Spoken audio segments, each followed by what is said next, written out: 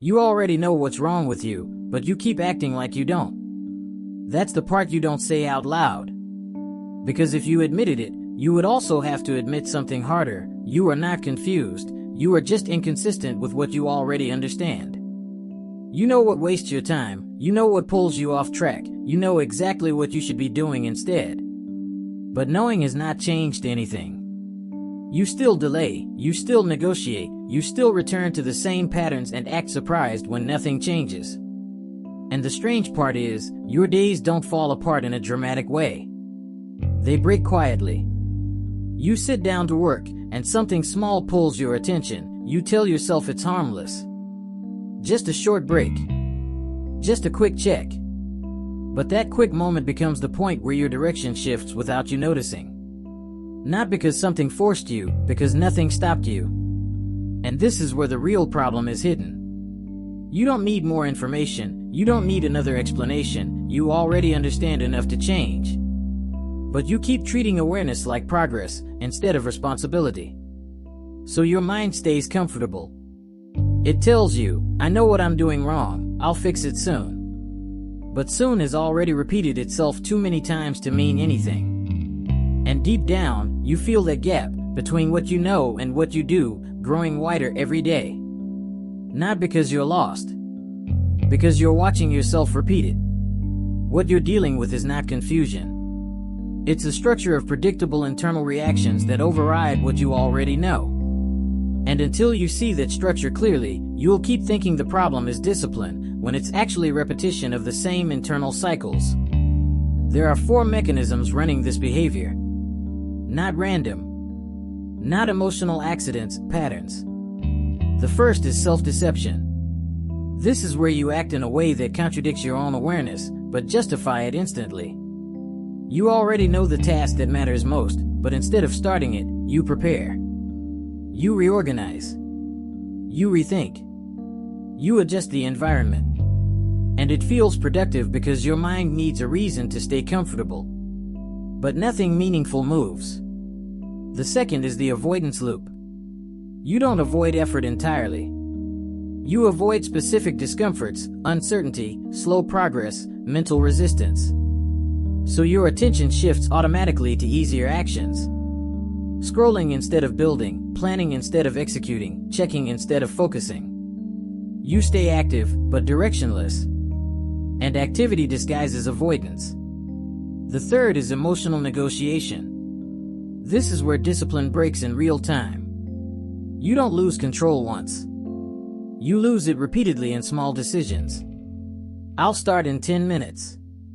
I just need a break. I'll do it properly later.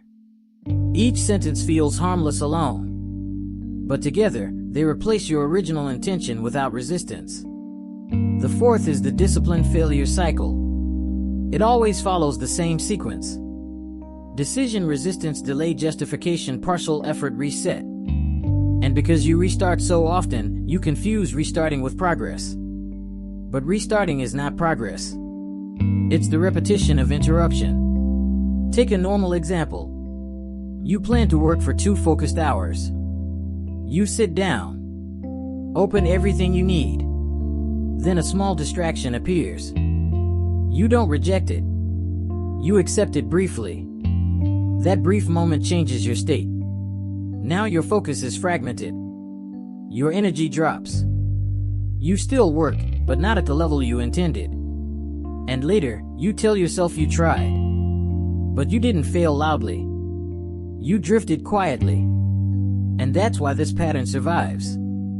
Because nothing feels broken enough to correct immediately. But everything is slightly off.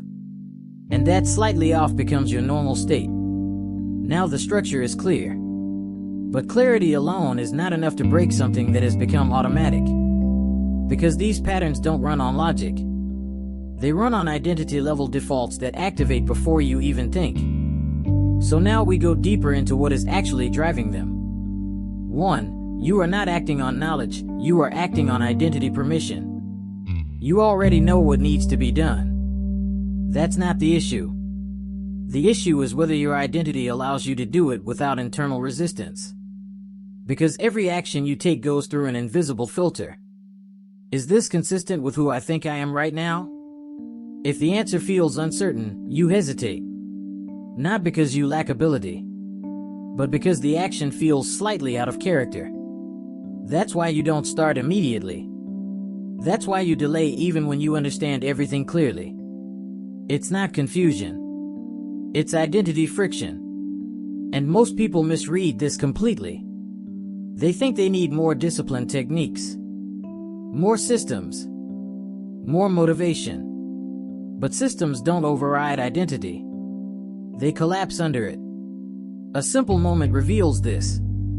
You sit down to work. You know exactly what to do. But there's a subtle resistance. Not loud. Not emotional. Just a quiet internal pause. That pause is your current identity checking. Do we really do this consistently? And if the answer inside you is not really, you drift. Short truth. You don't rise to your goals, you fall to your identity. And that fall is silent. No announcement. No awareness. Just small deviations that feel normal in the moment. Pattern interrupt. You are not struggling with tasks. You are struggling with identity permission. 2. You overestimate intentions and underestimate defaults. You trust your plans too much. You believe that because you decided something in a clear moment, it will carry into unclear moments. But that's not how behavior works. Clarity is temporary, defaults are permanent. When conditions are good, you feel aligned. You make strong decisions. You say, from now on, I will be consistent. And in that moment, you believe it. But later, when resistance appears, that clarity disappears. And what remains is your default behavior. Let's make it real. You decide to wake up early. First day, maybe 2, you succeed. Then one day, you feel slightly tired. Nothing extreme. Just enough to justify delay. And your mind immediately offers a soft argument. You can adjust today, just this once. That once is where everything resets.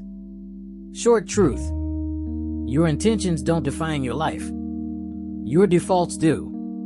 And defaults are not changed by decisions. They are changed by repetition under resistance. A grounded example. Someone wants to build focus at work. They set a rule, no phone during work sessions. It works when motivation is high. But on a low energy day, they break it just for a second. That second becomes permission. Permission becomes pattern. And pattern becomes identity. Pattern interrupt. Discipline is not tested when you feel strong. It is exposed when you feel weak. 3. You are constantly reinforcing the version of you say you want to change. This is the most uncomfortable part. You think you are trying to become disciplined, but your daily behavior is still rehearsing your current version. And repetition builds familiarity. Familiarity builds identity. So even when you try to change, you are often reinforcing the same structure. Start, struggle, break, reset. Start, struggle, break, reset. That loop doesn't just describe your behavior. It trains it. You are not stuck because you lack information. You are stuck because your system is rehearsing inconsistency more often than consistency. Let's slow it down. You plan to improve your routine. But when resistance shows up, you negotiate. And that negotiation teaches your brain one thing. Consistency is optional. Short truth. Every time you break a standard, you don't just lose progress. You train the loss. A grounded example. Someone trying to improve fitness starts strong. Goes to the gym a few days. Then misses one session. Then another. Not because they quit consciously, but because each missed session lowers the internal threshold for what is acceptable. And soon, not going becomes easier than going. Not because it's better, because it's more familiar. Pattern interrupt. You are not losing discipline. You are normalizing inconsistency. 4. Your real problem is not effort, it's micro-surrender. Most people think failure happens in big moments. It doesn't. It happens in small internal concessions that feel harmless. You sit down to work. You feel resistance. Instead of pushing through, you adjust. I'll just check this quickly. That is micro-surrender. It doesn't look like failure. It doesn't feel like quitting. But it changes direction. And the most dangerous part is that it feels justified. Because nothing bad happened. You didn't abandon everything. You just adjusted slightly. But life is built from those adjustments. Not dramatic decisions. Short truth. You don't quit once. You surrender repeatedly in small moments that don't feel like surrender. A grounded example. A person trying to build deep work habits plans focused sessions. But every time discomfort appears, they slightly shift away from it. Not fully stopping. Just reducing intensity. And over time, their capacity for deep focus shrinks. Not because they lost it, but because they stopped protecting it. Pattern interrupt. What you allow in small moments becomes your default behavior in large moments. So now the structure is complete. Identity permission controls action. Defaults override intentions. Repetition builds your current version. Micro-surrender quietly shapes your direction. And none of these are visible at the moment they happen. Which is why they continue. Because what you don't interrupt becomes normal. At this point, nothing new is missing. You already see the system clearly. But seeing is not the same as changing. Because change doesn't come from inside alone. It comes from what you repeatedly refuse to negotiate with. And right now, most of the issue is still negotiation. The real difference between people who stay stuck and people who change is not intelligence or motivation. It is internal consistency. Whether a person behaves the same way when it is inconvenient as they do when it is easy. Because discipline is not built in clarity. It is built in contradiction. When you know what to do, but don't feel like doing it, and still do it anyway. That moment is where identity forms. Not in planning. Not in thinking. In execution without debate. Most people never reach that level of consistency because they keep treating their behavior as adjustable. They allow small exceptions. They allow temporary adjustments. And over time, those exceptions become their baseline. This is why restarting doesn't fix anything. Because restarting keeps you inside the same loop. Strong intention, weak follow-through, reset, repeat. And every reset quietly weakens self-trust. Not dramatically. Gradually. Until your decisions stop feeling binding. At that point, effort increases but results don't. Not because you are not trying, but because your internal standard is unstable.